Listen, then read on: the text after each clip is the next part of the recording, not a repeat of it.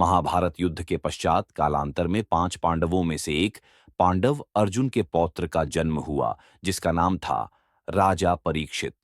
एक बार राजा परीक्षित जंगल में आखेट करने गए। उसी दौरान उन्होंने जंगल में कलयुग को देखा। परीक्षित ने कलयुग को तुरंत भूलोक छोड़ जाने का आदेश दिया, जिस पर कलयुग राजा के पैरों में गिर पड़ा और दया की भीख मांगने लगा। राजधर्म कहता है कि चरण में आए को शरण देना ही क्षत्रिय का परम कर्तव्य है। जिसके बाद राजा परीक्षित ने कलयुग को 5 स्थान निवास करने के लिए दिए और कहा, जहां मदिरापान, वेश्यावृत्ति, जुआ, हिंसा और पाप द्वारा अर्जित स्वर्ण होगा, वहां तुम्हारा निवास होगा। राजा परीक्षित ने इस समय स्वर्ण मुकुट धारण कर रखा था, जो उन्हें अपने पूर्वजों से विरासत में मिला था। यह स्वर्ण पाप कर्मों में लिप्त था। इसी बात का फायदा उठाकर कलयुग मुकुट में प्रवेश कर राजा के सर पर सवार हो गया। जंगल में आखेट करते राजा परीक्षित को प्यास लगी। उन्हें जंगल में एक कुटिया दिखाई दी। जब उन्होंने अंदर प्रवेश किया तो देखा, आर्षि शमीक तपस्या में लीन बैठे थे। जब परीक्षित ने आर्षि से पीने हेतु जल मांगा तो तपस्या में आर्षि ने कोई प्रत्युत्तर नहीं दिया।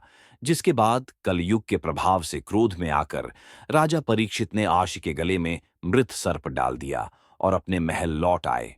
उन्होंने जैसे ही आराम करने के लिए अपना मुकुट उतारा, उन्हें झांत हुआ उनके हाथों से बहुत बड़ा अनर्थ हो गया है।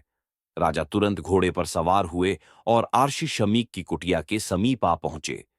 लेकिन राजा से ठीक पहले आर्षि शमीक के पुत्र आर्षि श्रृंगी वहां पहुंच चुके थे।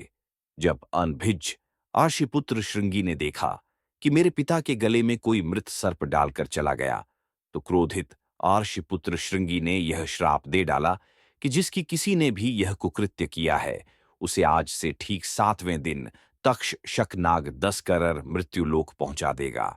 दूर खड़े राजा परीक्षित ने यह सब सुन लिया।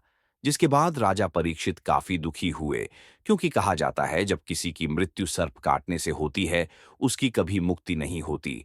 इसके समाधान के लिए राज्य के पुरोहितों ने 7 दिनों में श्रीमद् भगवद गीता का पाठ कर राजा परीक्षित को सुनाया। जिसके बाद राजा के सप्ततल प्रासाद महल की सुरक्षा इतनी कड़ी कर दी गई कि कोई परिंदा भी पर ना मार सके। लेकिन फिर भी ठीक 7वें दिन तक्षक नाग किसी महल में प्रवेश कर गया और राजा परीक्षित को डस लिया।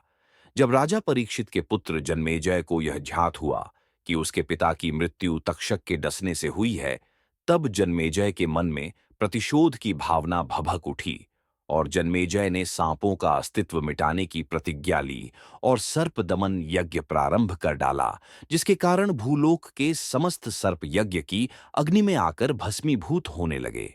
जिसके बाद नागों ने जाकर माता मनसा देवी से रक्षा की गुहार लगाई। तब माता ने अपने पुत्र आस्तिक को यज्ञ रुकवाने के लिए भेजा। अग्नि में सर्पों की आहुति दी जा रही थी। तब माता मनसा देवी के पुत्र आस्तिक के सत प्रयत्नों से नागों के प्राणों की रक्षा की गई। समय बीता गया और एक दिन